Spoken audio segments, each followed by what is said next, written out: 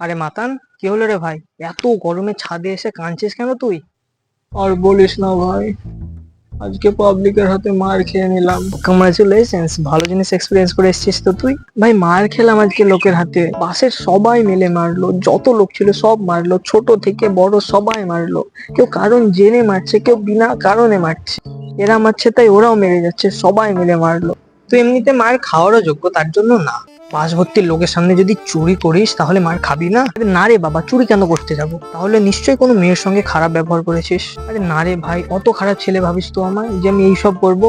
এত ওর থেকে অনেক খারাপ ভাবে আমি তোকে। কিচ্ছু বলার নাই, থাক তাহলে আমি পালালাম। আচ্ছা ঠিক আছে, যাওয়ার সময় গেটটা লাগিয়ে দিয়ে যাস। আচ্ছা তুই বন্ধু নাকি বলতো? একবার জিজ্ঞেসও করতে পারলি না যে মারটা কেন খেলাম? আমার শোনার তো কোনো ইচ্ছা নাই, তো যদি বলার ইচ্ছা থাকে তো বলে ফেল। এমনিতে আমার ফালতু টাইম অনেক পড়ে আছে। তো ঘটনাটা হচ্ছে যে আমি পাসপোর্ট সাইজ ছবি তুলে বাসে করে বাড়ি আসছিলাম, আর আমার সামনে একটা ভদ্র মহিলা দাঁড়িয়ে ছিল। আমি জানতাম যে তুই কোনো মেয়ের চক্করে পিটে এসেছিস। আরে তুই আমার পুরো কথাটা শুনবি তো? আচ্ছা বল না, তুই তো বাসটা খুব জোরে চলছিল, হঠাৎ একবার ব্রেক ধরে মেয়েটার গায়ে ধাক্কা লাগে, মেয়েটা ঘুরে জোরে এক থাপ্পড় মারলো। আর ইন্ডিয়ার অবস্থা তো জানিস, যেখানে মেয়ে দেখবে সবাই ঝাঁপিয়ে পড়বে সাহায্য করার জন্য। আরে শুধু এই কাণ্ডটার জন্য মার খেলি? আরে না, আরো তো বাকি আছে, শোন না তুই। আচ্ছা আচ্ছা আচ্ছা বল।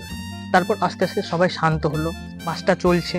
বাসটা চলতে চলতে আবার ব্রেক মারে, আমি মেয়েটার উপরে পড়ে যাই। এবার একটা বড় মানুষ এসে তুলে আমাকে দু থাপ্পড় মারলো গালে।